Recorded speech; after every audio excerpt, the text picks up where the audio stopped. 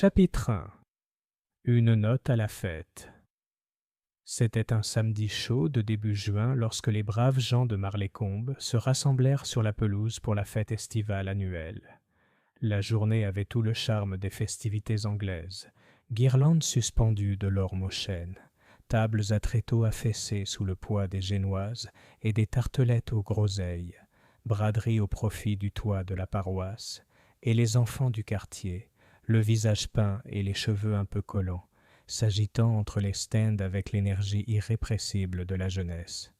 Le vicaire, le révérend Charles Linton, s'était laissé convaincre d'ouvrir la cérémonie par quelques mots, et son épouse, une femme dynamique et d'une efficacité redoutable, veillait à ce que les billets de tombola soient vendus par milliers. Au bout du green, le Marlécombe Silver Band tentait une interprétation entraînante de Règle Britannia, bien que le deuxième cornet, un garçon plutôt nerveux, ait fait quelques entrées hésitantes qui ont donné à la pièce une poignance involontaire. Au milieu de tout cela, Miss Jane Marple était assise, coiffée d'un chapeau de paille orné de 2 roses roses depuis longtemps fanées. Elle était confortablement installée dans un fauteuil en osier prêté par Madame Harwood de l'ancien presbytère. De cette position, elle pouvait à la fois observer le monde et, surtout, l'écouter. Car dans un village comme Marlécombe, comme dans son cher Saint-Mary-Mead, on apprend infiniment plus en tendant l'oreille qu'en interrogeant sans ménagement. « Quelle belle affluence !» remarqua Madame Price Ridley en s'installant à côté d'elle. « Mais franchement, on s'inquiète de ce que toute cette gaieté encourage chez les jeunes. Trop de frivolité. Ça mène à... Eh bien, vous savez. » Miss Marple sourit faiblement, ses yeux pâles se portant vers une ribambelle de filles en robe blanche qui riaient du cocotier. « La jeunesse, dit-elle doucement, a tendance à être frivole, mais j'imagine qu'elles ne subiront aucun mal sous l'œil vigilant de Marlécombe. » Madame Price Ridley renifla. « Vous êtes toujours si charitable, Miss Marple. J'aimerais partager votre optimisme. » À cet instant, la première bizarrerie de la journée se produisit. De l'ombre fraîche de la salle des fêtes, dont les portes étaient grandes ouvertes pour la fête, s'éleva un son de musique. Non pas l'enthousiasme cuivré de l'orchestre, mais les notes délicates et bien posées d'un piano. Un air doux et mélodieux, joué avec émotion, sinon avec une précision absolue. « Comme c'est charmant !» murmura Miss Marple en tournant la tête vers le hall. Plusieurs personnes s'arrêtèrent pour écouter. Mais ce n'était pas la musique elle-même qui suscitait les commentaires, mais son origine, car Marlécombe Hall possédait un piano droit très ancien et peu exigeant, un piano rarement touché depuis la dernière brocante, où un enfant, entreprenant, avait frappé dessus jusqu'à ce qu'une touche se bloque. Et pourtant, il était là, à chanter joyeusement. « Qui donc joue ?» chuchota Madame Price Ridley, comme si les pianistes pouvaient être considérés comme de dangereux intrus. « La salle devrait être fermée à clé. J'ai entendu Madame Linton le dire elle-même. » La curiosité grandit bientôt. Quelques villageois s'aventurèrent vers la porte. Une fille poussa un cri aigu. Un homme réclama le silence. La musique s'arrêta brusquement. Puis, avec une soudaineté effroyable, la fête perdit tout son éclat. Car sur le seuil de la salle, encadré par l'ombre et le soleil, se tenait le jeune Harold Sims, le visage rougeaud et blême. « Il y a un homme là-dedans, » balbutia-t-il, allongé près du piano. Mort. Un frisson de stupeur parcourut la pelouse. La femme du pasteur laissa tomber ses billets, et ils s'envolèrent vers l'herbe comme des oiseaux effrayés. L'orchestre cessa de jouer au milieu de la mesure. Les villageois se précipitèrent vers la salle, leur curiosité et leur horreur luttant pour la suprématie. Miss Marple se leva lentement, l'expression posée, mais le regard perçant. Elle avait déjà vu de tels moments. L'effondrement soudain de la vie dans la mort, le recul instinctif de la foule suivi de son irrésistible désir d'en savoir plus. Ses petites mains gantées soigneusement jointes, elle se laissa entraîner avec la foule. Dans la salle, l'air était plus frais, imprégné d'une légère odeur de cirage et de bois humide. Le piano était adossé au mur du fond, ses touches exposées comme une rangée de dents. À côté, affalé sans élégance sur la moquette usée, un homme était allongé. Ses traits étaient inconnus à la plupart des personnes présentes. Un étranger parmi eux.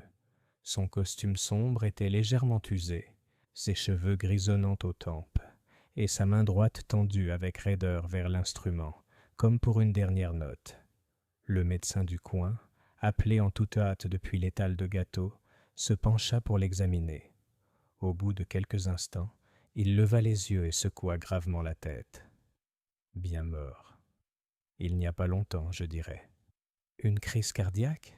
Suggéra Madame Linton en serrant ses perles. Le médecin fronça les sourcils. C'est possible. Mais je n'aime pas ça. Il y a des marques ici. Il fit un geste discret vers la gorge de l'homme. Un murmure parcourut les villageois rassemblés, les ragots prenant déjà racine. Miss Marple, un peu à l'écart, contemplait la silhouette immobile. Son regard s'attarda sur la main écartée, le revers froissé, l'angle curieux de la tête. Elle ne pensait pas à la mort en général, elle n'y était pas étrangère, mais à la manière dont elle avait péri, et à la particularité d'un piano qui apparemment avait joué tout seul. Et bien qu'elle ne dise rien à voix haute, une petite voix en elle parlait avec une certitude, tranquille. Ce n'était pas un accident. Chapitre 2. Chuchotement à Marlécombe. Le dimanche matin, la découverte choquante de la fête avait déjà pris l'allure particulière des ragots du village. Là où la veille, les rires et le tintement des tasses s'élevaient. On parlait maintenant à voix basse, les têtes serrées par-dessus les haies et les comptoirs des boutiques. Dans l'épicerie de Madame Porter, la conversation tournait sans fin autour de l'identité du défunt. « Personne ne sait qui il était », déclara Madame Linton, sur le ton de quelqu'un qui raconte un scandale épouvantable. Un étranger est simplement entré dans notre village et est mort, de façon fort inopportune, au beau milieu de notre fête. Le vieux monsieur Trelawney, venu chercher son journal du matin et 2 onces de shag, ajouta d'un ton sombre. Les étrangers ne viennent pas à Marlécombe par hasard. Il était là pour quelque chose, croyez-moi. Madame Porter se pencha par-dessus son comptoir. Le médecin dit que sa mort n'était pas naturelle. Pas naturelle du tout. Miss Marple, qui était occupée à choisir des raisins de Corinthe parmi un assortiment plutôt maigre, écoutait tout en attachant soigneusement ses paquets avec une ficelle brune. Son expression était douce comme la crème, mais ses oreilles, ses excellents instruments de détection villageoise, étaient attentives. De tels fragments, elle le savait, n'est toujours la vérité. La police arrive à midi. L'inspecteur Graves de la police du comté avait établi sa présence. C'était un homme solide, ni prompt à l'humour ni à l'imagination, mais il possédait cette autorité sereine qui incitait les villageois à se confier.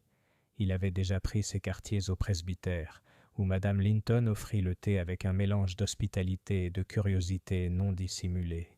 « Poison », a-t-il dit, d'un ton qui laissait entendre que ce n'était qu'une possibilité, et non une certitude. Il nous faudra une autopsie en bonne et due forme. Les villageois, cependant, s'emparèrent du mot avec délectation. Poison. La plus insidieuse des armes anglaises, digne d'un village aussi paisible et charmant que Marlécombe. Cela conférait à l'affaire un prestige redoutable. La spéculation prend racine. Le soir, les débats s'étaient divisés en 2 théories dominantes. L'homme était une sorte de criminel en cavale, accablé par ses méfaits passés. Cette idée était particulièrement populaire auprès des jeunes, qui adoraient imaginer des cambrioleurs franchissant les murs des jardins. Il avait été attiré à Marlécombe par l'un des habitants, dans des circonstances des plus déplaisantes. Cette suggestion était formulée à voix basse, généralement avec un regard significatif vers l'un ou l'autre des habitants les plus excentriques du village. Madame Price Ridley déclara que c'était bien beau d'organiser des fêtes et des brocantes, mais on ne sait jamais quel genre d'individu on attire. Madame Harwood insista sur le fait qu'elle avait déjà vu cet homme, même si, pressée de questions, elle ne put préciser où. Miss Marple sirotait simplement son thé, le regard pensif. De son côté, elle se souvenait de la faible odeur qui régnait dans le hall lorsqu'elle était entrée après la fin de la musique. Ni de cirage, ni de cire de bougie, mais quelque chose de légèrement chimique, comme une teinture conservée sous clé. Miss Marple observe. Ce soir-là, assise dans son petit jardin de cottage à Rose Lane, elle tricotait tranquillement tandis que le crépuscule s'épaississait. Aux yeux de tous, elle était l'image même de la tranquillité familiale. Mais son esprit était occupé à organiser ses impressions. Les vêtements de l'homme, de bonne qualité mais mal repassés. Ses mains, pas celles d'un ouvrier, mais pas tout à fait celles d'un gentleman non plus. Le piano qui jouait si curieusement jusqu'à son interruption. Qui en effet s'y était assis avant sa mort. Elle savait que les villageois étaient tellement concentrés sur l'étranger qu'ils avaient négligé l'évidence. Celui qui était au piano devait également être dans le hall au moment critique. Et Miss Marple, qui avait appris depuis longtemps que la nature humaine se répétait dans les plus petits détails, retournait tranquillement dans ses souvenirs de schémas similaires qu'elle avait observés autrefois, à St. Mary Mead, à Market Basing, et même dans une pension de famille londonienne des années auparavant. Car si la vie lui avait appris quelque chose, c'était que le meurtre, comme l'amour, répondait aux plus anciens motifs humains. Et déjà, elle soupçonnait qu'à Marlécombe, ces motifs s'agitaient. Chapitre 3. Les plus petites choses. L'inspecteur Graves mena son enquête avec la patience méthodique d'un homme qui faisait confiance aux procédures officielles. Le lundi matin, il avait déjà interrogé un bon nombre de villageois et semblait satisfait des progrès accomplis. Pourtant, les villageois eux-mêmes étaient impatients, avides de drames, de spéculations et de confirmation de leurs plus sombres soupçons. À Marlécombe, comme dans n'importe quel village, ce n'était pas seulement la présence de la mort qui suscitait l'enthousiasme, mais le sentiment que son voisin pouvait en savoir un peu plus que soi-même. L'étranger identifié, à la Crown, l'auberge locale, les conversations tournaient autour de l'identité du défunt. L'aubergiste, M. Gibbons, affirmait n'avoir jamais vu cet homme auparavant. Pourtant, la femme de chambre, la jeune Elsie Parker, douée pour la broderie et les ornements, déclarait se souvenir de lui assis au fond de la salle par un soir pluvieux de printemps. « Il avait un carnet, vraiment, » dit-elle à Madame Harwood avec une grande solennité. Il n'arrêtait pas de griffonner dedans, comme si de rien n'était. Il n'a commandé qu'une demi-teinte de bitter. Cela, répété une douzaine de fois, s'est transformé en une certitude que l'homme était un journaliste, ou peut-être un détective, ou même un espion du gouvernement. Les conclusions de l'inspecteur Graves. L'inspecteur Graves, lors de ses interrogatoires, s'est montré plus prosaïque. Il a retrouvé dans ses poches un billet de train aller-retour pour Paddington, un portefeuille en cuir usé contenant quelques livres et une carte de visite à son nom. Monsieur Charles Denham. Il n'y a pas grand-chose à retenir, admit Graves au vicaire, autour d'un thé que Madame Linton avait insisté. Mais Paddington est un début. Scotland Yard saura s'il est porté disparu. Denham, songea le révérend Linton, je n'ai jamais entendu un nom par ici. Les observations de Miss Marple. Pendant ce temps, Miss Marple avait tranquillement commencé sa propre enquête, non pas à la manière formelle de la police, mais à la manière du village. Une question ici, une remarque là, une observation mise de côté pour une utilisation ultérieure. Dans la boutique de Madame Porter, elle remarqua une chose curieuse. Le jeune Harold Sims, celui-là même qui avait découvert le corps, s'attardait près des bocaux de charlatan, mais son visage, habituellement radieux et enthousiaste, était pâle et troublé. « Tu as été très courageux, Harold, » dit gentiment Miss Marple. « Tu as couru chercher de l'aide si vite. » Le garçon se traîna. « Je ne voulais pas regarder, mademoiselle. Je voulais juste voir qui jouait. » Mais il ne jouait pas. Il ne jouait pas du tout. « On ne jouait pas, » répéta doucement Miss Marple. Harold jeta un coup d'œil autour de lui, puis baissa la voix. La musique continuait quand je suis entré. Mais il n'était pas au piano. Il était allongé là, comme je l'ai dit. Et quand tout le monde est arrivé, la musique s'était arrêtée. Miss Marple le regarda pensivement. « C'est très intéressant, Harold, vraiment très intéressant. Un aperçu de la peur.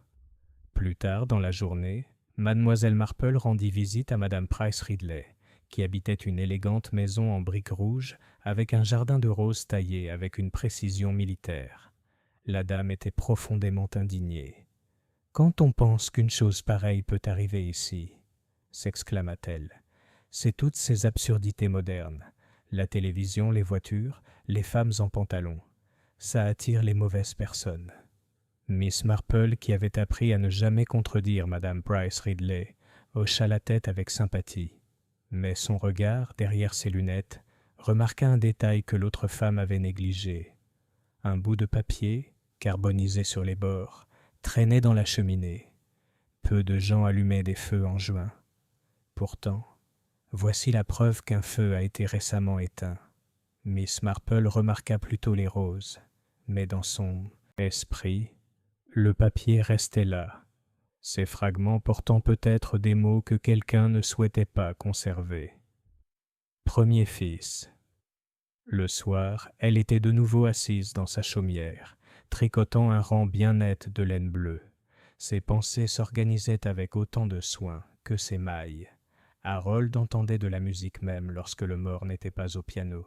Quelqu'un se trouvait dans cette salle, invisible, en train de jouer, ou peut-être de remonter, une machine. Un papier brûlé à la hâte suggérait quelque chose d'écrit qu'il valait mieux garder caché. Et par-dessus tout, il y avait l'expression qu'elle avait remarquée sur plus d'un visage à Marleycombe. Pas seulement de la curiosité, ni même du choc, mais de la peur. La police pourrait bien rechercher des empreintes digitales, des télégrammes ou des alibis. Mais Miss Marple, avec sa tranquille certitude, commençait à soupçonner que la vérité résidait dans des détails plus subtils. Le souvenir d'un enfant, l'insouciance d'un voisin, un bout de papier détruit trop vite. Chapitre 4. Le mauvais suspect. Mardi matin, Marleycombe était en effervescence. L'inspecteur Graves avait procédé à une arrestation. L'identité du malheureux homme découvert à côté du piano, et M. Charles Denham, n'était plus en cause, du moins pas pour la police. L'inspecteur avait décidé que la mort de Denham s'expliquait de la manière la plus simple possible. Il avait été attiré au village par un habitant, et ce même habitant l'avait assassiné. Le village accueillit la nouvelle avec autant de soulagement que de satisfaction. Car quoi de plus rassurant qu'une arrestation rapide? Un nom à associer à des craintes murmurées, un coupable qu'on pouvait désigner du doigt de l'autre côté de la table. L'arrestation l'accusé n'était autre que M. Lionel Calthorpe, organiste à St. Andrews et célibataire d'un tempérament plutôt nerveux. Le raisonnement de l'inspecteur était simple. M. Calthorpe avait accès à la salle, où il s'exerçait souvent au piano malgré son état de décrépitude. On l'a vu dans les environs au moment de la fête, s'éloignant du green alors que d'autres étaient encore rassemblés autour de la tombola. Un témoin, la femme de chambre de Madame Harwood, a affirmé avoir entendu des voix élevées dans le hall plus tôt dans la journée. Et le plus accablant, dans les appartements de Calthorpe à The Crown, les hommes de l'inspecteur avaient découvert une bouteille contenant des traces de strychnine, son étiquette partiellement décollée. L'inspecteur Graves, qui avait une grande confiance dans les preuves tangibles, considérait l'affaire presque réglée. Réaction du village. « Lionel Calthorpe !» annonça Madame Price Ridley à quiconque était à portée de voix au bureau de poste. « Eh bien, j'aurais pu le leur dire. Toujours bizarre, celui-là. De la musique à toute heure, marmonnant pour lui-même, et jamais de conversation sérieuse à l'Institut des femmes. » Madame Harwood n'était pas d'accord. « C'est un gentleman, malgré ses bizarreries. Je ne peux pas croire qu'il aurait assassiné un homme de sang-froid. Il doit y avoir une erreur. Mais les ragots sont comme la fumée. Ils s'accrochent, s'enroulent, se propagent. » Bientôt, même ceux qui défendaient New Calthorpe ne purent s'empêcher de se remémorer des moments étranges. Un regard absent pendant un cantique, une colère trop vive lorsqu'on le corrigeait. Le doute de Miss Marple. Miss Marple, quant à elle, écoutait tout le monde avec sa patience habituelle. Pourtant, ses yeux pâles étaient troublés, Le dossier de l'inspecteur, malgré sa netteté, semblait erroné. Elle avait rendu visite à M. Calthorpe à plusieurs reprises lorsqu'il venait à l'église pour demander des fleurs ou solliciter des souscriptions pour la collecte d'orgue. Il était timide, certes, excentrique, assurément, mais elle n'avait rien remarqué chez lui de malicieux ou de violent. Sa nature était tout autre. Il était enclin au frémissement nerveux plutôt qu'à une cruauté résolue. De plus, 2 petits points la taraudaient l'esprit. Le piano. Harold avait insisté. Le mort n'était pas à l'instrument lorsque la musique avait retenti. M. Calthorpe aurait-il pu imaginer une telle supercherie? Elle en doutait. Il n'était pas doué en mécanique. Le poison. La strychnine était un poison terrible et violent qui laissait des traces indélébiles. Miss Marple se souvenait des paroles du médecin à l'entrée, des marques à la gorge. Ce n'étaient pas les effets de la strychnine. Miss Marple avait déjà vu de telles choses. À Market Basing, un cas d'empoisonnement mal attribué avait autrefois dissimulé une mort tout autre. Elle s'en souvenait parfaitement. Une conversation tranquille. Cet après-midi-là, Miss Marple rencontra Elsie Parker, la femme de chambre, dans le chemin longeant les haies. La jeune fille, elle était pâle, le regard nerveux. « C'est une affaire terrible, n'est-ce pas, Elsie ?» dit gentiment Miss Marple. « Oh oui, mademoiselle, » répondit Elsie. « Quoique je n'ai jamais cru cela de la part de M. Calthorpe. Il me parlait toujours gentiment. » Elle hésita, puis ajouta. « Un autre monsieur a demandé des nouvelles de M. Denham. Il est arrivé il y a 1 semaine, avant tout cela.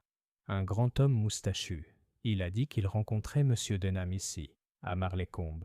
Mais personne n'y a prêté attention. » Les aiguilles de Miss Marple claquaient doucement dans son sac. « Et en avez-vous parlé à l'inspecteur, ma chère ?» Elsie se mordit la lèvre. « Non, mademoiselle.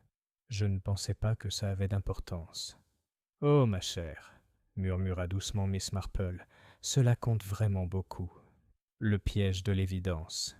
Cette nuit-là, l'inspecteur Graves annonça sans appel que M. Calthorpe était placé en garde à vue dans l'attente d'une enquête plus approfondie. Les villageois respirèrent plus facilement, persuadés que le pire était passé. Mais dans son petit salon, Miss Marple était assise avec son tricot, la lumière du feu illuminant ses cheveux argentés. Elle connaissait bien le danger du suspect évident, de l'affaire bien rangée, de l'explication trop facile. Un meurtre était rarement bien fait. La nature humaine, songea-t-elle, était bien plus complexe. Et même si la police se félicitait, Miss Marple savait que la paix de Marleycombe était loin d'être rétablie.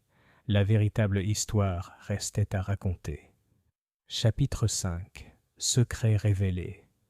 L'inspecteur Graves aurait pu se satisfaire de l'arrestation de Lionel Calthorpe, mais Marleycombe, elle, ne l'était pas. Car si l'inspecteur croyait l'affaire parfaitement résolue, les villageois, comme ils le pensaient, ne pouvaient s'empêcher de fouiller davantage dans les affaires de leurs voisins. Et cette indiscrétion, comme Miss Marple le savait bien, faisait souvent surgir des vérités longtemps passées sous silence. Le thé du presbytère. C'est au presbytère que la première information fut diffusée. Madame Linton, convaincue que son salon était le lieu idéal pour diffuser les nouvelles, avait réuni un groupe de dames pour le thé.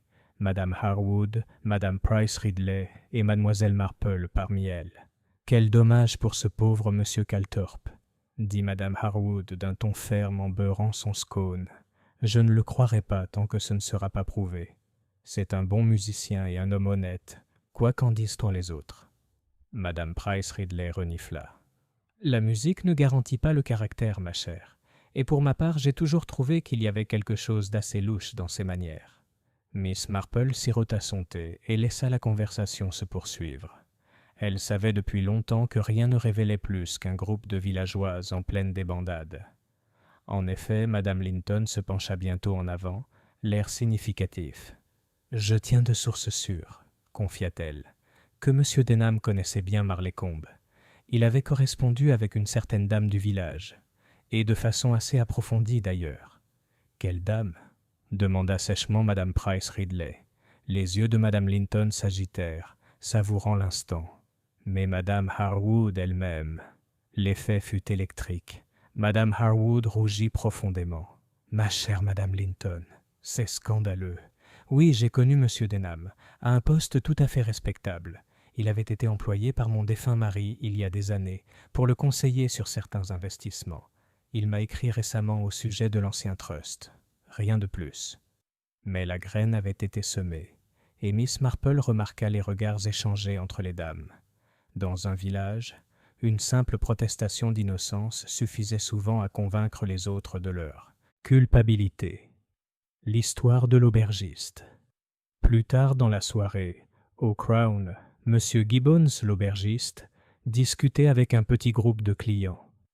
Miss Marple, qui passait avec un colis pour la poste, s'arrêta un instant pour l'entendre. « Et je vous le dis, » insista M. Gibbons, « Denham était déjà venu ici, il y a 3 semaines. Il a posé une foule de questions. À qui appartenait quelle maison, qui possédait quel bien, ce genre de choses. Un curieux, à mon avis. Je suppose qu'il cherchait quelque chose. »« Et a-t-il parlé à quelqu'un en particulier ?» a demandé un client. M. Gibbons baissa la voix. « À nouveau avec Madame Harwood, maintenant que j'y pense. Je suis resté assis avec elle dans le petit salon pendant près d'1 heure. Elle en est ressortie troublée, c'est vrai, même si elle a essayé de le cacher. Ce même phénomène s'est répété dans tout le village avant la tombée de la nuit. La visite de Miss Marple.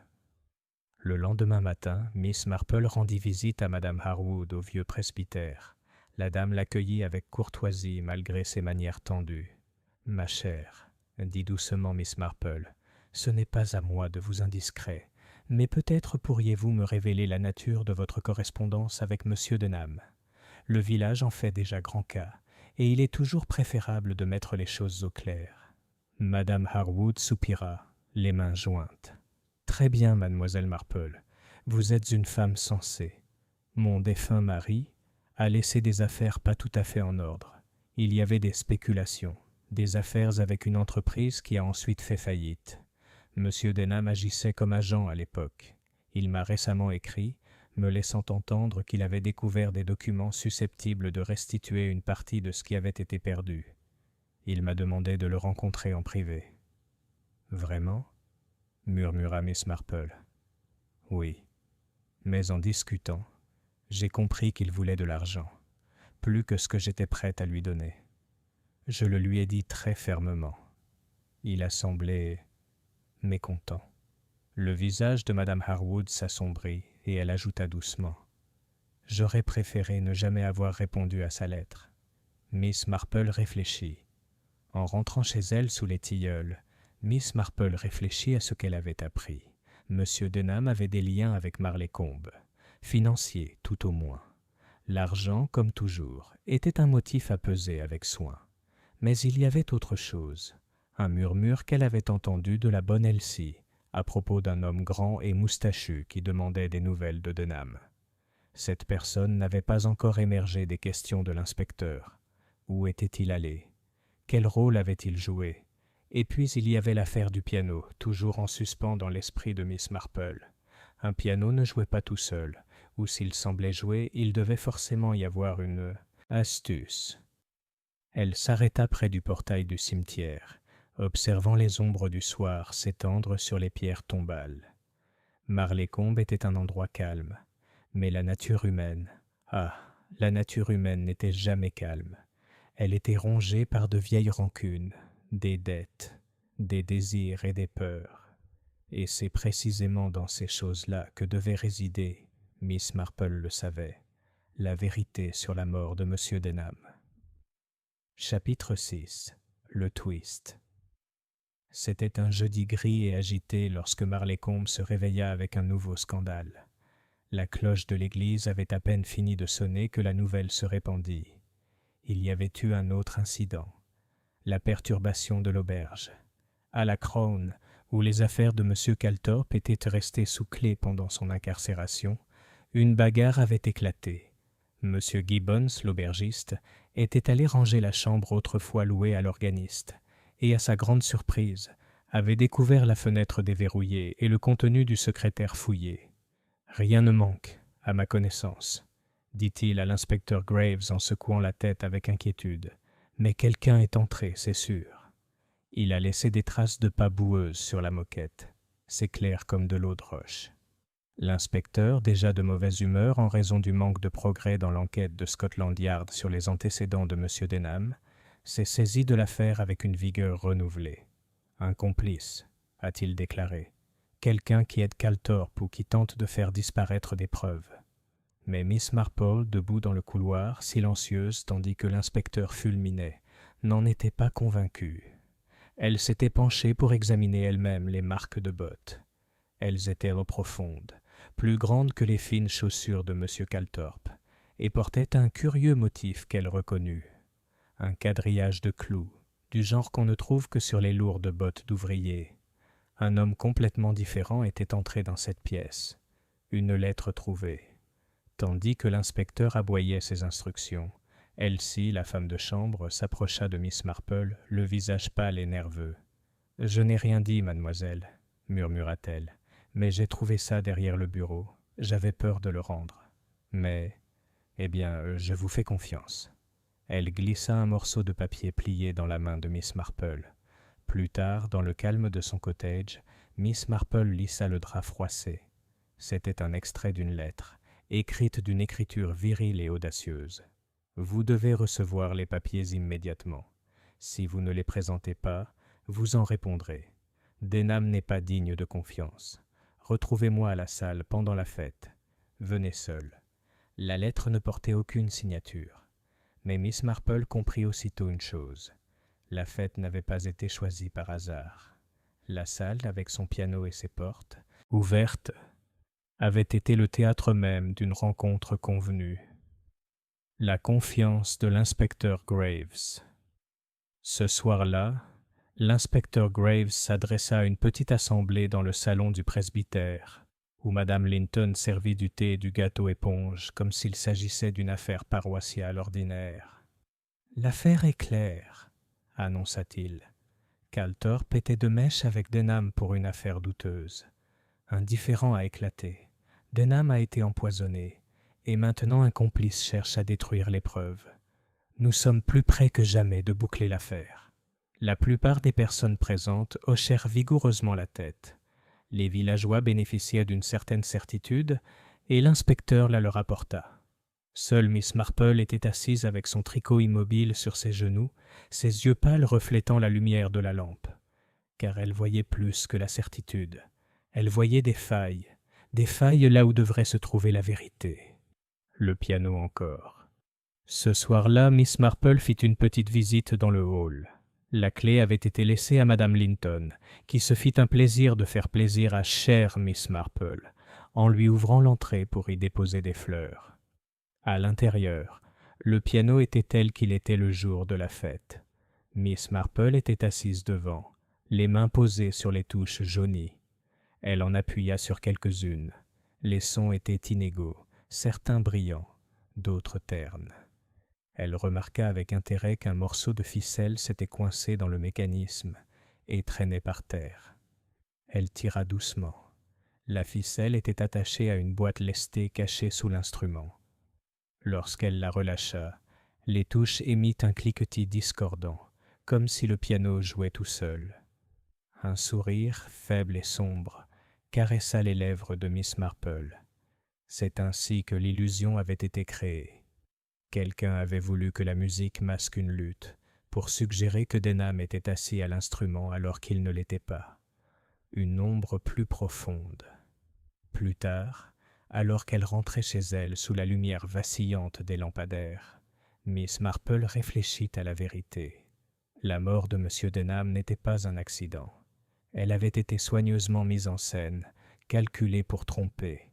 Et s'il y avait une chose qu'elle savait en matière de meurtre, c'était ceci. La mise en scène ne naissait jamais de la panique. Elle naissait d'une intention froide.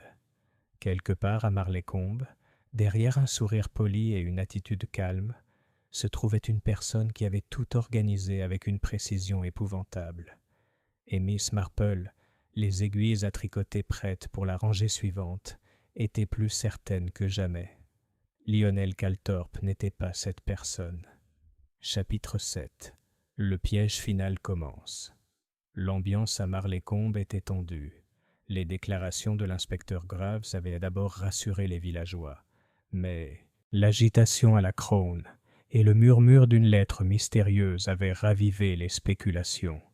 Une fois de plus, les ragots se répandirent comme du lierre à travers les haies et les salons de thé. Les regards se portèrent différemment, un peu plus perçants, un peu plus méfiants. Une visite chez le vicaire, Miss Marple, bien que sereine en apparence, avait déjà pris une décision. Elle rendit visite au révérend Linton dans son bureau, où les livres étaient penchés en avant et où flottait une légère odeur de cire de bougie. « Mon cher révérend, commença-t-elle, j'aimerais aider l'inspecteur Graves dans son enquête, à ma façon, discrètement.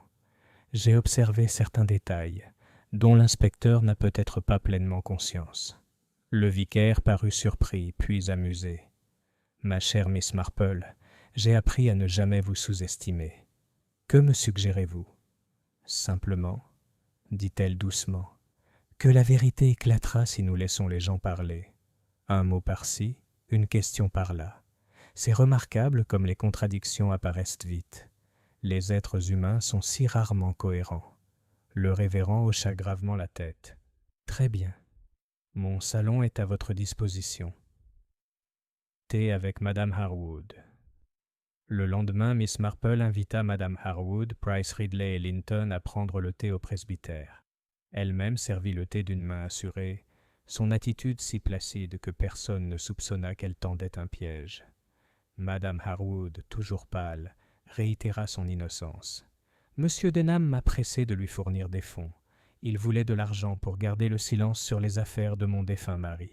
C'est tout. » Madame Price Ridley bondit. « Du chantage, alors. Comme je m'en doutais. Bien sûr, certaines femmes sont plus sensibles au scandale que d'autres. » Les aiguilles à tricoter de Miss Marple claquèrent doucement. « Le chantage, oui. C'est un motif très ancien et très dangereux. Un maître chanteur est toujours en danger, car une fois que les gens comprennent que le silence coûte trop cher, ils peuvent chercher une solution permanente. » Ces paroles, bien que prononcées avec douceur, ont plongé les dames dans un silence pensif. Une conversation avec Elsie plus tard dans l'après-midi, Miss Marple retrouva Elsie Parker. La nervosité de la jeune fille était évidente. Elle tordit les cordons de son tablier jusqu'à ce qu'ils se nouent. « Elsie, dit gentiment Miss Marple, tu as été d'une grande aide. Mais il y a encore une petite chose. Tu as dit qu'un homme grand et moustachu était venu demander des nouvelles de M. Denham. Te souviens-tu de ce qu'il a dit exactement ?» Elsie se mordit la lèvre. « Il m'a demandé si Denham avait pris des chambres à l'auberge. Quand j'ai dit non, il a ri légèrement, comme s'il connaissait déjà la réponse. Il a dit « Il viendra pour la fête, il ne résistera pas. » Puis il s'est dirigé vers le chemin qui mène au presbytère de Madame Harwood. Le regard de Miss Marple s'éveilla. Ce détail collait parfaitement avec la lettre qu'elle avait trouvée. L'homme mystérieux savait que Denham assisterait à la fête et avait planifié cette rencontre avec une intention machiavélique. Préparation silencieuse. Ce soir-là, Miss Marple posa son tricot et écrivit 3 mots soignés, chacun soigneusement formulé pour éveiller la curiosité. Elle invita Madame Harwood, l'inspecteur Graves et Lionel Calthorpe, par l'intermédiaire de son avocat, à assister à une petite réunion au manoir le lendemain soir. Elle formula son message dans les termes les plus innocents, une tentative de reconstituer les événements, afin que tout soit plus clair. Elle savait, connaissant depuis longtemps la fragilité humaine, que le véritable coupable ne pourrait résister à la tentation d'assister lui aussi à l'audience. Les meurtriers, comme tous les menteurs, étaient obligés d'entendre comment leur histoire était racontée. Le calme avant la révélation. Le vendredi soir, la salle de Marlécombe était de nouveau prête. Les guirlandes de la fête avaient été retirées depuis longtemps, mais une légère odeur de cirage persistait. Le piano se tenait dans son coin, silencieux, sa ficelle trompeuse retirée. Miss Marple s'assit en silence, petite silhouette discrète, son sac à tricot à ses côtés. Pourtant, ses yeux brillaient de la certitude sereine de celle qui avait vu la vérité émerger, lentement mais sûrement, de l'enchevêtrement des motivations humaines. Demain, ou peut-être ce soir, le nœud final serait défait, car Miss Marple avait tendu son piège. Chapitre 8. Le piège s'est refermé. La salle de Marlécombe paraissait bien différente à la lumière des lampadaires. Finis les parterres lumineux et les rires de la fête. Un silence régnait sur le parquet, les hautes poutres résonnant faiblement à chaque bruit. Un petit groupe s'était rassemblé à l'invitation de mademoiselle Marple, l'inspecteur Graves, madame Harwood, le révérend et madame Linton, et sous surveillance attentive, monsieur Lionel Calthorpe, pâle et tremblant après ses jours de détention. Miss Marple elle-même était assise près du piano, son chapeau de paille soigneusement posé, les mains jointes sur son sac à tricot. Elle paraissait si petite et effacée qu'on aurait pu croire sa présence sans importance. Pourtant, c'était elle qui dirigeait la soirée, avec des paroles douces et des regards discrets.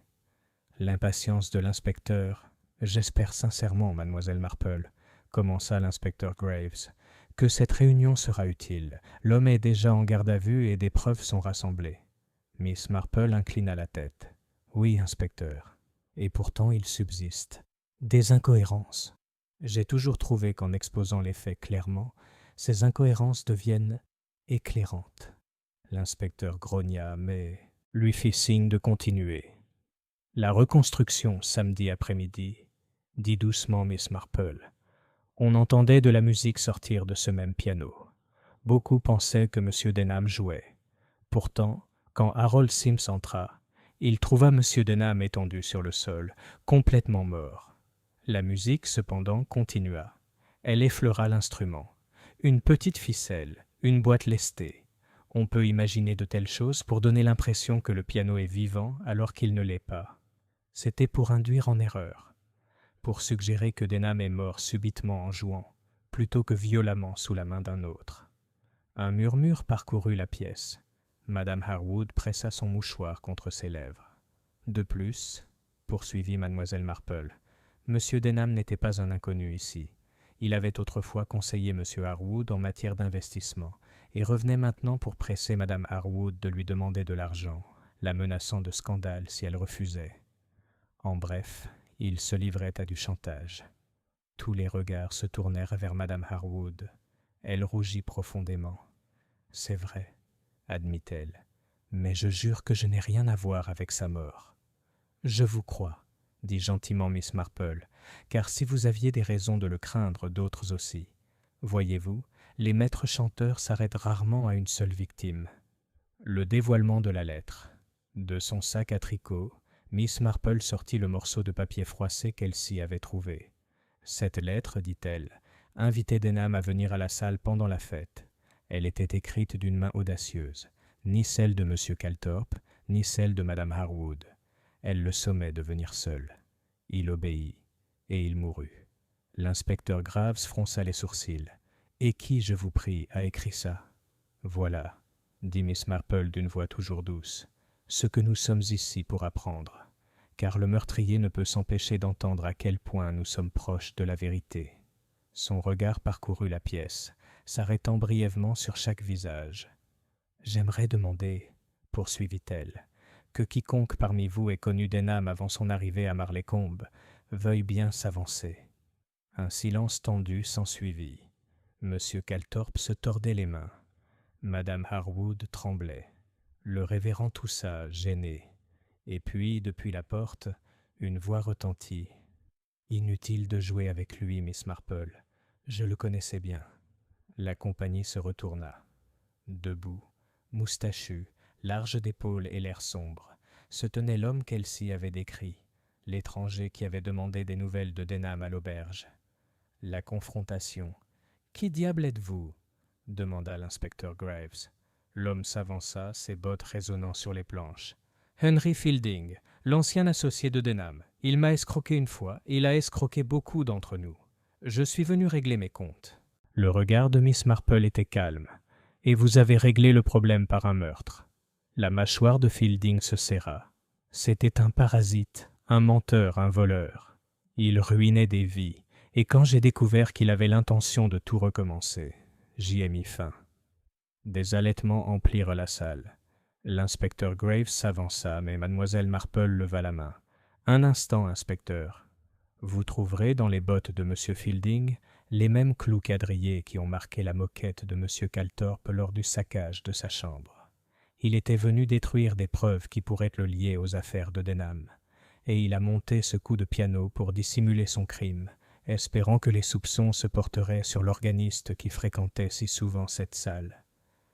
Pour une fois, même l'inspecteur Graves a été réduit au silence. Le filet se resserre, Fielding regarda autour de lui, le regard hagard. L'espace d'un instant, il sembla sur le point de s'enfuir, mais la porte était maintenant gardée, et ses épaules s'affaissaient.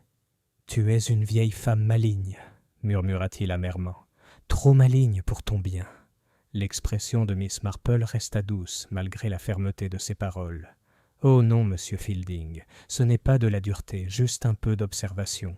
Dans chaque village, il y a des querelles, des jalousies, des petites tromperies. On apprend à en déceler les mécanismes. Le meurtre n'est pas si différent. » L'inspecteur Graves s'avança, cette fois menotté. « Henry Fielding, je vous inculpe du meurtre de Charles Denham. » Et ainsi le piège s'est refermé. Chapitre 9. La révélation finale. La lumière des lampadaires de Marleycombe Hall vacilla, tandis que l'inspecteur Graves arrêtait Henry Fielding, sa moustache hérissée d'indignation, comme si elle pouvait le protéger de la justice. Les villageois, ceux qui avaient été convoqués et ceux qui s'étaient infiltrés une fois la nouvelle répandue, restèrent assis, stupéfaits, dans un silence de mort. Miss Marple, les mains jointes avec élégance, attendit que tous les regards se tournent vers elle. Alors seulement, elle prit la parole, d'une voix douce mais pleine de force. « Le modèle du chantage. Voyez-vous, commença-t-elle. Monsieur Denham était un maître chanteur. C'est une profession extrêmement dangereuse, car elle permet de se faire des ennemis plus vite qu'on ne gagne de l'argent. Il avait déjà contacté Madame Harwood, la pressant de payer son silence sur les investissements de son défunt mari. Mais elle n'était pas seule. D'autres, eux aussi, avaient des raisons de le craindre. Son regard se posa brièvement sur Fielding. « Vous, monsieur Fielding, étiez autrefois l'associé de Denham. Il vous a trahi, a pris votre part et a menacé de vous dénoncer si vous recommenciez sous un autre nom. C'est vous qui avez écrit la lettre, l'attirant ici pendant la fête. Vous saviez que la salle serait ouverte, le piano disponible, et que l'agitation de la journée masquerait vos mouvements. Fielding le fusilla du regard, mais resta silencieux. Le tour du piano, Miss Marple se tourna vers l'instrument à côté d'elle. Elle effleura les touches, et un son discordant retentit. La musique, bien sûr, était un piège. Une ficelle, une boîte lestée. On peut arranger ces choses pour que, lorsqu'on tire dessus, les touches vibrent toutes seules. On a ainsi eu l'impression que Denham jouait assis là, alors qu'en réalité, il était déjà terrassé. Elle marqua une pause. Voyez-vous, ces astuces ne sont pas conçues pour l'art, mais pour la tromperie. Elles créent une fausse image dès la découverte. Et c'est le jeune Harold Sims, qui parlait en toute innocence d'entendre de la musique quand personne n'était au piano, qui a fourni la clé. Harold, assis au fond, rougit de fierté. La manière de mourir quant à la cause du décès, poursuivit Miss Marple. L'inspecteur a d'abord pensé au poison. Mais le poison laisse des traces indéniables. Notre médecin a parlé de marques à la gorge. Cela suggérait non pas un poison, mais une strangulation. Un moyen plus direct et bien plus brutal. Monsieur Fielding, dans sa colère, saisit Denham par le cou. Les marques étaient visibles pour quiconque se donnait la peine de les remarquer. Mais le flacon de strychnine retrouvé dans la chambre de M. Calthorpe était une fausse piste, destinée à orienter les soupçons ailleurs. L'inspecteur Graves se tortilla, mal à l'aise. Après tout, il avait basé une grande partie de son enquête sur cette bouteille. La chambre saccagée, le pillage du logement de M. Calthorpe, poursuivit mademoiselle Marple, n'était pas un acte désespéré de dissimulation de la part de l'organiste, mais plutôt une tentative du meurtrier de récupérer une copie de la lettre qu'il avait écrite. Hélas, il a oublié le fragment qu'Elsie avait si judicieusement préservé. Elsie fit un petit sourire nerveux, et madame Linton lui tapota la main en signe d'approbation. La psychologie du crime, Miss Marple croisa de nouveau les mains.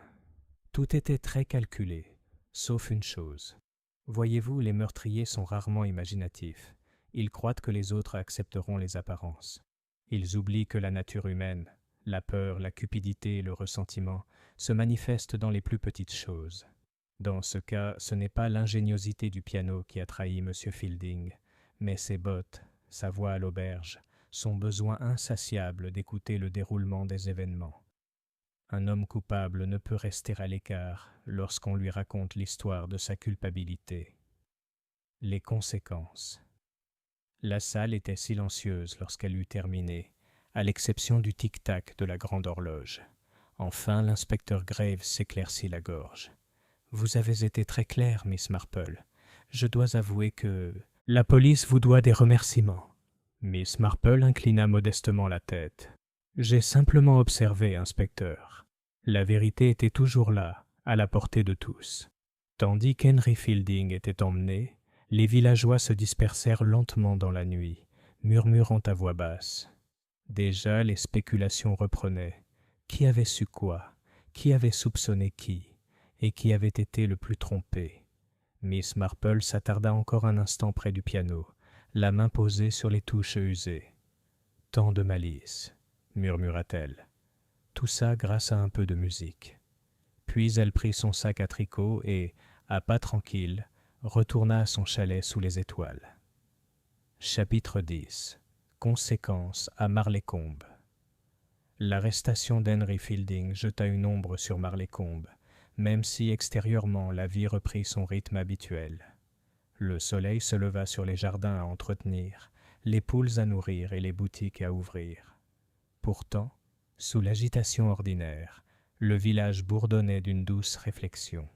Les ragots s'installent. Chez l'épicier de Madame Porter, les conversations étaient interminables. « Eh bien, jamais !» déclara Madame Price Ridley, le nez toujours aussi pointu. « J'ai toujours dit que ce ne pouvait pas être le pauvre monsieur Calthorpe. Trop doux, trop timide. Cet homme a du mal à tuer une guêpe. » Madame Porter, avec son pragmatisme habituel, répondit « Et pourtant, vous m'avez dit la semaine dernière que vous l'aviez toujours trouvé suspect. » Madame Price Ridley rougit légèrement. « On dit ce genre de choses dans le feu de l'action. L'important, ma chère, c'est que Marleycombe ait été innocenté. C'est un étranger qui a apporté le mal parmi nous, et non l'un des nôtres. » Ainsi, la conscience collective du village fut apaisée. Le mal, semblait-il, était venu de l'extérieur et avait été vaincu. Marleycombe, à ses propres yeux, était redevenu pur. L'organiste restauré, M. Lionel Calthorpe, fut libéré, désemparé mais profondément soulagé. Lors de la messe du dimanche, ses mains tremblaient en touchant les touches de l'orgue, mais la musique qu'il exécutait était douce, régulière et pleine de gratitude. Nombre de villageois qui avaient chuchoté contre lui louaient désormais son âme douce et sa nature sensible, oubliant leur condamnation précédente. Miss Marple, assise à son banc habituel, observait la scène avec une satisfaction silencieuse. Elle était heureuse que l'homme ait retrouvé sa réputation, même si elle savait que le souvenir du soupçon persisterait comme de la fumée. La résolution de Madame Harwood. Quant à Madame Harwood, elle sortit de cette épreuve plus sobre et plus réservée. Elle confia une fois de plus à Mademoiselle Marple, dans l'intimité de son salon, son intention de mettre enfin de l'ordre dans les affaires de son défunt mari, aussi douloureuses que puissent être les révélations. « Et il vaut mieux, dit-elle avec une dignité tranquille, que la vérité soit connue, plutôt que de vivre toujours dans la peur d'un homme comme Denham. » Miss Marple approuva. « Les secrets, observa-t-elle doucement, ont tendance à devenir toxiques lorsqu'ils sont gardés trop longtemps dans l'ombre. Un peu d'honnêteté, même douloureuse, peut être un désinfectant très salutaire. » L'inspecteur Graves réfléchit. Même l'inspecteur Graves, bien que réticent à l'admettre ouvertement, exprima sa gratitude. « Vous avez l'œil vif, Miss Marple, » dit-il d'un ton bourru en la croisant près du portail du cimetière. « J'ose dire que je me serais peut-être égaré sans vos observations. » Miss Marple sourit poliment. « On fait ce qu'on peut, inspecteur, et on a l'avantage de connaître depuis longtemps la nature humaine. Elle se répète dans les moindres détails. Soirée tranquille. Ce soir-là, Miss Marple s'assit de nouveau dans son jardin de cottage. Les rosiers étaient en fleurs, et l'air doux de juin embaumait le chèvrefeuille. Elle reprit son tricot, ses aiguilles claquant doucement dans le crépuscule. Elle songea, non sans une pointe de tristesse, que le mal et la cruauté s'étaient insinués jusqu'à Marleycombe, comme autrefois dans son propre St. Mary Mead. Mais elle savait pertinemment que de telles pratiques ne se limitaient pas aux grandes villes ou aux ruelles sombres. Elles germaient aussi dans les villages tranquilles, nourris par la cupidité, le ressentiment et la peur. Elle trouvait néanmoins du réconfort dans la résilience de la vie ordinaire, dans les enfants qui riaient à nouveau sur la pelouse, dans l'orgue qui remplissait à nouveau l'église de musique, dans le thé et les bavardages qui reprenaient dans les cuisines des voisins.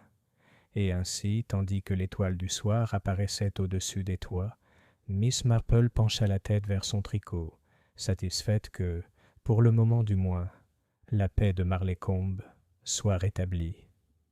Chapitre 11. Écho à St. Mary Mead. 15 jours plus tard, Miss Marple retrouvait son environnement familier à St. Mary Mead. Marleycombe, avec sa fête et son piano qui avait joué seul, semblait déjà faire partie intégrante des traditions du village, vouée à être contée et re-racontée autour d'une tasse de thé, brodée de chaque récit, jusqu'à ce que les faits et l'imagination se confondent. Miss Marple elle-même ne manifestait aucune excitation. Elle reprit sa vie quotidienne comme si rien d'extraordinaire ne s'était produit. Soigner ses rosiers, rendre visite à la femme du pasteur et s'asseoir chaque après-midi au soleil avec son tricot. Pourtant, cette histoire persistait dans son esprit, rappel instructif des schémas immuables du comportement humain. Parallèle rappelé, elle pensait souvent à M. Fielding, le meurtrier. Un homme mû non par la passion du moment, mais par un calcul froid et un profond ressentiment. Elle se souvenait d'un autre cas, des années auparavant, où un homme de St. Mary Mead avait dissimulé un petit vol avec la même ruse, se croyant plus malin que ses voisins, pour finalement être trahi par un détail aussi insignifiant qu'un bouton manquant. La nature humaine, songea Miss Marple en enfilant sa laine, est partout la même. Avidité, peur, vanité. Ils peuvent s'habiller différemment, mais l'essence demeure. La visite d'un vieil ami. Un après-midi, sa vieille amie Dolly Bantry lui rendit visite, vive et curieuse, comme toujours. « Eh bien, Jane !» s'exclama Dolly en s'installant lourdement dans son fauteuil. « J'ai entendu dire que tu résolvais encore des meurtres. Franchement, je ne sais pas comment tu fais. Je devrais être terrifiée. » Miss Marple sourit faiblement. « Oh, ma chère, j'ai souvent peur. Mais on apprend que la plupart des choses effrayantes sont simplement le résultat de quelqu'un qui tente de dissimuler une vérité. Une fois qu'on comprend la vérité, la peur s'atténue. » Dolly eut un petit rire. « Je te fais confiance pour le dire comme ça. Dis-moi tout. Y avait-il une histoire d'amour? Un testament secret? Du poison dans la théière ?» Miss Marple raconta l'histoire avec obligeance, avec sa douceur habituelle, tout en omettant certains détails les plus effrayants. Dolly, fidèle à elle-même, s'exclama et haleta à tous les moments appropriés. La vie reprend. Au fil des jours, Miss Marple retrouva son rythme habituel. Les petites choses étaient source de satisfaction, les roses qui fleurissaient plus abondamment que prévu, le facteur qui distribuait ses lettres avec ponctualité, les enfants du village qui jouaient au cricket sur le terrain. Pourtant, au fond, elle portait en elle la profonde conviction que sous la surface paisible de tout village coulaient les courants les plus sombres de la nature humaine. Marleycombe le lui avait rappelé une fois de plus. Le mal n'est pas réservé aux villes obscures ou aux rivages étrangers, mais peut prospérer discrètement dans les haies du plus charmant village anglais. Réflexion de clôture. Par une soirée tranquille, Miss Marple posa son tricot et contempla le jardin baigné par le crépuscule. Elle repensa aux touches du piano, qui tintaient de façon discordante, créant l'illusion de la vie alors que la mort était déjà là. « Tellement comme les gens », murmura-t-elle doucement.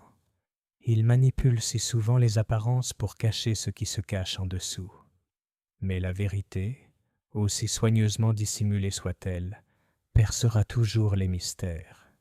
Sur ce, elle se leva pour tirer les rideaux, sa petite silhouette évoluant avec une assurance sereine. Dehors, St. Mary Mead savourait la quiétude du soir. Et à l'intérieur, Miss Marple reprit son observation silencieuse, toujours prête à guetter le prochain petit indice, susceptible de révéler le cœur caché de la nature humaine. Chapitre 12.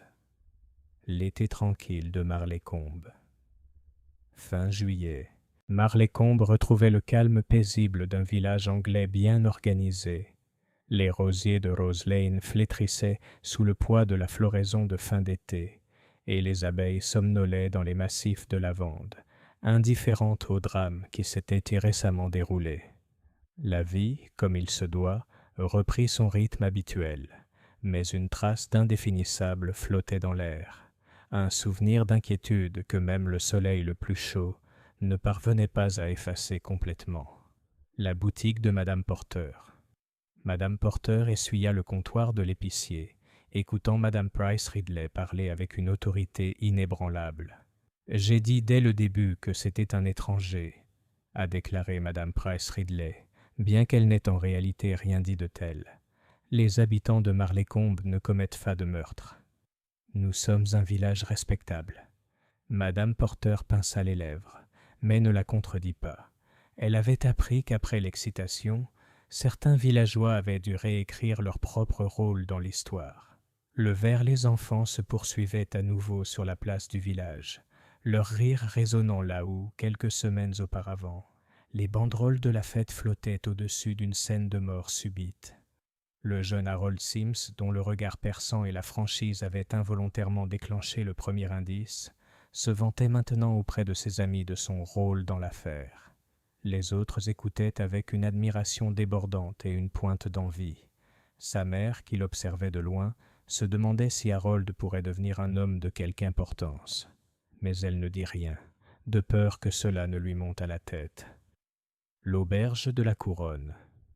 À la Crown, M. Gibbons raconta une fois de plus l'histoire à deux cyclistes qui passaient. À chaque fois, le récit prenait un ton plus dramatique. La lettre mystérieuse, la musique qui jouait d'elle-même, l'irruption soudaine du meurtrier au rassemblement de Miss Marple. Les cyclistes écoutaient, un sourire en coin, incertains s'ils entendaient la vérité ou la légende du village. M. Gibbons, cependant, était parfaitement satisfait. Après tout, une histoire appartient autant à ceux qui la racontent qu'à ceux qui l'ont vécue. Madame Harwood, dont la vie avait été assombrie par les menaces de Denham, tint sa promesse de mettre de l'ordre dans les affaires de son défunt mari. Le notaire londonien vint et repartit. Les papiers furent signés. Un accord modeste mais suffisant assura son indépendance. Elle passait désormais plus de temps dans son jardin, son visage toujours marqué par l'inquiétude mais portant une nouvelle stabilité, une fierté tranquille d'avoir affronté le passé sans peur. L'église dimanche, l'orgue a de nouveau rempli l'église de sa musique. Lionel Calthorpe, sans soupçon mais sans souvenir, a joué avec une émotion si intense qu'elle a même fait s'arrêter Madame Linton, d'ordinaire si vive. Certains ont récité son cantique ce matin-là. « Reste avec moi » n'avait jamais semblé aussi émouvant. Quelques membres de la congrégation pleuraient doucement, mais personne n'aurait pu dire précisément pourquoi. Le dernier écho. À la tombée de la nuit, la place du village était paisible sous un ciel violet. On n'entendait que le bruissement des feuilles et le chant lointain d'un engoulevent. Marleycombe avait survécu à ces affres de l'obscurité. Pourtant, ceux qui avaient assisté au drame, ceux qui avaient dû ressentir l'irruption brutale et soudaine de la mort dans leur douce existence, n'oublieraient de pas de sitôt la leçon qu'il contenait. La nature humaine, avec toutes ses passions et ses défauts, peut se cacher derrière le plus poli des sourires. Et quelque part au-delà des haies, dans une paroisse voisine, une dame âgée, sensible à la fragilité humaine, reprenait son tricot en silence. Miss Jane Marple, qui avait une fois de plus démontré que même les villages les plus tranquilles peuvent receler les secrets les plus profonds, serait sans doute prête à la prochaine note discordante qui viendrait troubler la vie villageoise anglaise. Chapitre 13. Écho d'automne.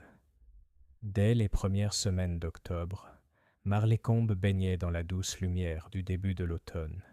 Les haies étaient chargées de cynorrhodons écarlates et de prunelles sombres, et l'air portait la faible fumée des feux de joie lointains.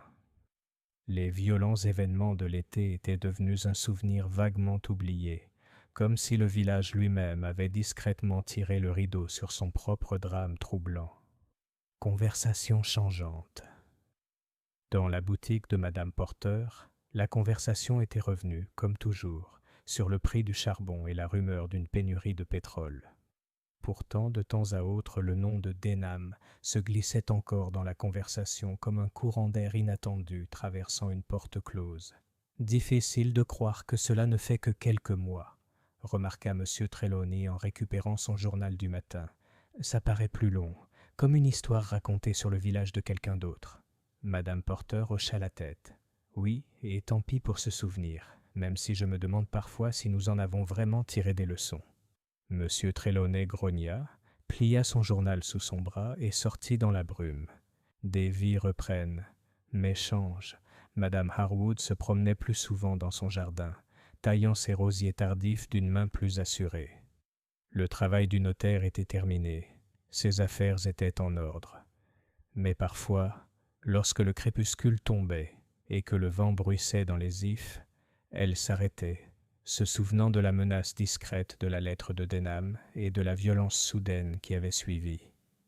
Lionel Calthorpe continua son travail à St. Andrew, et le tremblement qui hantait autrefois ses mains avait disparu. Sa musique portait désormais une profondeur nouvelle, inattendue, ni plus forte ni plus grandiose, mais imprégnée d'une sérénité durement acquise. Les villageois, qui avaient autrefois murmuré des soupçons à son égard, lui adressaient maintenant un signe de tête empreint d'un léger respect.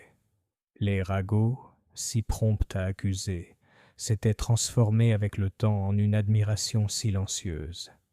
L'enfant qui écoutait le jeune Harold Sims, dont Louis Finn avait percé la clé du mystère, entra à l'école cet automne-là à Market Basing. Sa mère aimait raconter à qui voulait l'entendre qu'Harold avait aidé Miss Marple elle-même à attraper un meurtrier. Le garçon, modeste malgré les fanfaronnades de sa mère, parlait peu, mais parfois, lorsqu'il jouait au cricket avec ses nouveaux amis, il s'arrêtait au son d'un piano lointain et ressentait un frisson au souvenir. Un visiteur de St. Mary Mead. Par une fraîche matinée d'octobre, une silhouette familière réapparut à Marlécombe. Miss Jane Marple, arrivant par le train matinal avec son sac à main soigné et son manteau confortable. Elle était venue, expliqua-t-elle, simplement pour rendre visite à des amis et voir comment le village se portait. Autour d'un thé au presbytère, elle écouta avec un sourire tendre Madame Linton raconter les derniers petits triomphes et tribulations de la paroisse. De nouvelles nappes d'autel, une petite dispute dans la chorale, le gel précoce qui menaçait les dahlias. « La vie continue, » dit doucement Miss Marple en regardant les feuilles dorées, « et c'est le plus grand réconfort. » Une réflexion silencieuse. Ce soir-là, alors que le soleil baissait et que l'air se chargeait d'un parfum de feuilles brûlées, Miss Marple resta un instant sur la place du village. La cloche de l'église sonna l'heure. De la porte ouverte s'échappaient les notes faibles et régulières de l'orgue. Elle pensait à la rapidité avec laquelle la terreur avait envahi cet endroit paisible et à la rapidité avec laquelle la vie s'était refermée sur la blessure, non sans laisser sa légère cicatrice. « La nature humaine, » murmura-t-elle, « ressemble beaucoup aux saisons. Il y a toujours un hiver dans le cœur, mais le printemps, et même l'été, revient. Et nous devons être vigilants, mais aussi reconnaissants. » Elle se tourna vers la gare tandis que l'étoile du soir scintillait au-dessus des toits. Les douces notes de l'orgue la suivirent dans la ruelle. une musique qui n'était plus discordante, mais qui portait la tranquille assurance que la vie, pour l'instant, avait retrouvé son harmonie. Chapitre 14. Un adieu à Marleycombe. Un pâle soleil d'hiver filtrait à travers un épais voile de nuages, tandis que Miss Marple effectuait une dernière visite à Marleycombe avant Noël. Le givre argentait les haies et s'étendait comme une dentelle délicate le long des toits. La place du village, où la fête estivale avait, autrefois grouillé de rires et de tragédies soudaines, était désormais silencieuse sous le léger crissement de ses chaussures confortables. Le village au repos. Les fenêtres du Crown brillaient d'une lueur ambrée dans le crépuscule naissant. Monsieur Gibbons polissait déjà la rampe en laiton, prêt pour le commerce du soir. La sonnette de la boutique de Madame Porter tintait chaque fois qu'un client venait chercher des provisions pour les fêtes. On entendait au loin les répétitions de chants de Noël de Saint Andrew, un léger filet musical se faufilant dans l'air froid. La vie s'était stabilisée. L'histoire de la mort de Charles Denham et de la capture d'Henry Fielding était devenue un récit comparable à celui du gel de l'année précédente ou de la fonte des glaces du ruisseau, un événement désormais atténué par le temps, devenu presque légendaire. Madame Harwood, marchant bras dessus bras dessous avec Madame Linton, leva la main pour la saluer. Lionel Calthorpe le suivait à quelque distance, un folio sous le bras. Il s'inclina timidement au passage de Mademoiselle Marple. La suspicion qu'il avait autrefois accablée s'était dissipée depuis longtemps. Sa réputation portait désormais l'estime discrète d'un homme injustement mis à l'épreuve et dont l'innocence avait été prouvée. Un petit rassemblement. Ce soir-là, le salon du presbytère brillait de lumière et d'un parfum de thé épicé. Madame Linton en versa généreusement, tandis que Madame Price Ridley racontait, pour la 3e fois, comment elle avait toujours soupçonné l'étranger. Personne ne la corrigea. Ces petites vanités faisaient partie de la vie du village. Miss Marple était assise avec son tricot, ses aiguilles cliquetant doucement. Elle ne contribuait guère à la conversation, mais son sourire doux laissait entrevoir un plaisir discret dans les bavardages ordinaires. Le projet de bazar de Noël, la pénurie d'oranges, la rumeur selon laquelle l'évêque pourrait assister à la messe du Nouvel An. Réflexion du verre.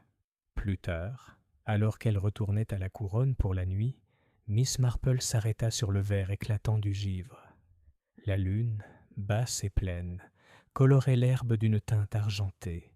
Elle repensa à cet après-midi d'été où la musique s'était échappée du hall et où un homme gisait mort près du piano. Le souvenir était vif et pourtant lointain, comme un rêve s'évanouissant à l'aube. « Le mal n'est jamais loin, » murmura-t-elle, « mais le bien non plus. Il suffit de bien regarder pour trouver les deux. » Son souffle blanc s'échappait dans l'air immobile. Le village dormait, rassuré par ses rythmes paisibles. Vers la maison. Le lendemain matin, elle prit le train matinal pour Saint-Mary-Mead. Le wagon était froid mais ensoleillé, la campagne s'étalant sur des champs blanchis par le gel. Miss Marple posa son tricot sur ses genoux et laissa son esprit vagabonder. Marleycombe lui avait appris la leçon. La fragilité et le courage humain cohabitent, même dans les endroits les plus paisibles. Tandis que le train prenait de la vitesse, elle sourit faiblement, ses yeux bleus brillant derrière ses lunettes. Quelque part, dans un autre village, la vie continuerait, pleine de secrets, de petites tromperies et des drames silencieux du cœur. Et si jamais l'obscurité s'abattait à nouveau, elle serait là, discrète et vigilante, pour voir ce que les autres avaient négligé. Chapitre 15. Postlude. La musique persiste. Janvier apporta une beauté feutrée à la campagne, tandis que Miss Marple reprenait sa routine habituelle à Saint-Mary-Mead. Le givre scintillait sur les haies et la fumée des feux de bois s'élevait en rubans bleus sur un ciel d'hiver pâle. L'effervescence de Noël était passée. Le village était silencieux, se contentant de somnoler jusqu'au printemps. Pourtant, même pendant cette période calme, Miss Marple repensait souvent à Marleycombe et au cas curieux du piano qui jouait seul. Notes mémorisées. Parfois, alors qu'elle était assise près du feu du salon avec son tricot, quelques barres de Reste avec moi, l'hymne que Lionel Calthorpe avait interprété après sa libération, lui traversaient l'esprit sans qu'elle le veuille. Elle s'arrêtait, aiguilles en main, et entendait à nouveau l'étrange tintement du piano de la fête, cette musique étrange masquant la mort. Avec quelle rapidité la terreur avait jailli d'un son si simple, avec quelle rapidité aussi la vie ordinaire avait repris ses droits. Les ragots se transformaient en souvenirs, les soupçons en histoire, et finalement en une sorte de légende. Leçon de la nature humaine. Miss Marple savait pertinemment que ce schéma se répéterait. Dans chaque village, sous les chaumières roses et les salutations polies, résidaient les mêmes pulsions intemporelles, la peur de la disgrâce, la soif du gain, l'étincelle soudaine de la violence, et avec elle, toujours, les vertus plus discrètes, la loyauté, la gentillesse et le courage d'affronter la vérité lorsqu'elle est enfin révélée. C'est partout pareil, songea-t-elle, racontant avec patience une autre rangée. Les gens sont comme les gens, que ce soit à Marleycombe ou ici, à Saint-Mary-Mead. Leurs faiblesses peuvent différer dans les détails, mais jamais dans leur nature. Un visiteur inattendu. Un après-midi frais, Dolly Bantry est revenue, les joues roses à cause du froid. « Jane, dit-elle en s'installant près du feu, on parle encore de ton aventure. J'ai lu un article dans le journal du comté, le mystère du piano automatique. Tu deviendras célèbre si tu n'y prends pas garde. » Miss Marple sourit faiblement. « Oh, ma chère Dolly, la célébrité est bien la dernière chose que je recherche. Mais si cette histoire nous rappelle que même les endroits tranquilles exigent une vigilance particulière, elle a peut-être une certaine utilité. » Dolly rit. « Je te fais confiance pour en tirer une morale. J'aurais dû me contenter du drame. » La montre durable. Ce soir-là, après le départ de Dolly, Miss Marple tira les rideaux et contempla un instant le ciel hivernal. Des étoiles brillaient, froides et brillantes, au-dessus du village endormi. Quelque part, au loin, un chien aboya. Quelque part, dans un autre coin d'Angleterre, d'autres vies s'acheminaient vers leur propre petit drame. Miss Marple retourna à sa chaise, son tricot confortablement posé sur ses genoux. Elle ne se considérait pas comme une chasseuse de crimes. Elle pensait seulement aux schémas de la nature humaine, des schémas qui se répétaient avec une inéluctabilité silencieuse, et qu'elle, avec son œil perçant et doux, serait toujours prête à repérer. Le feu crépitait doucement, et elle se pencha à nouveau sur son travail. La musique de Marleycombe s'est estompée, mais sa leçon a perduré. Et Miss Marple, comme toujours, continua de surveiller silencieusement. Chapitre 16. Un épilogue d'hiver. Fin février, l'hiver s'était adouci à la campagne. Çà et là, des perce-neige perçaient le terreau des feuilles en modestes touffes, et les premières pousses timides des jonquilles tremblaient dans la brise fraîche. Saint-Mary-Mead somnolait sous un ciel d'étain, ses chaumières respirant la fumée et le confort, le pire du froid étant déjà passé. Une lettre de Marleycombe. Un matin, Miss Marple reçut une enveloppe soignée, couleur crème, portant le cachet de la poste de Marleycombe. Elle l'ouvrit à sa table de petit déjeuner, où la théière en argent fumait agréablement à côté d'un plat de marmelade. La lettre était de Madame Harwood. « Ma chère Miss Marple, nous pensons souvent à vous, et parlons de vous encore plus souvent. Marleycombe est en paix, et nous avons suivi vos conseils à la lettre. Mes affaires sont enfin en ordre, et je dors mieux grâce à cela. La musique de Lionel n'a jamais été aussi belle.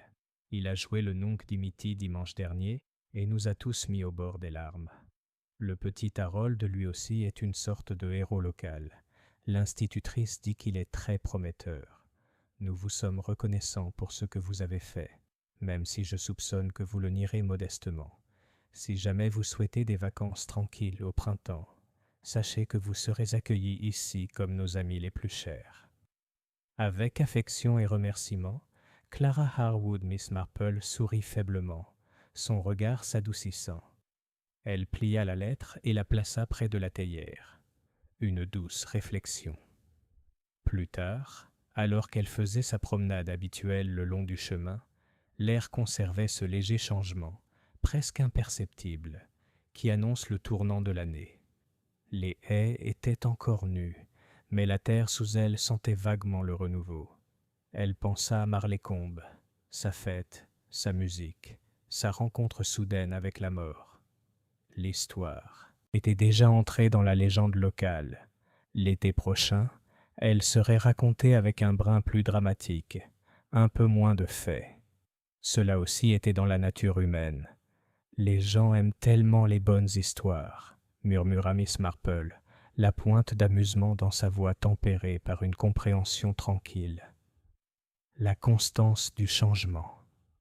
De retour dans son salon, elle déposa la lettre sur la cheminée et s'installa avec son tricot.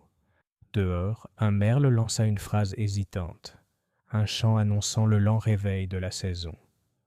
Le monde finirait toujours par tourner de la tragédie à la vie ordinaire. Elle le savait. Et quelque part, dans un autre lieu paisible, un autre modèle d'avidité, de peur ou d'amour caché commencerait à se tisser. La nature humaine ne changerait jamais, ni le besoin d'un œil vigilant et d'un cœur patient. Miss Marple ramassa ses aiguilles. Le feu crépita et les premiers personnages virevoltèrent dans le jardin. La vie, comme la musique, continue de jouer.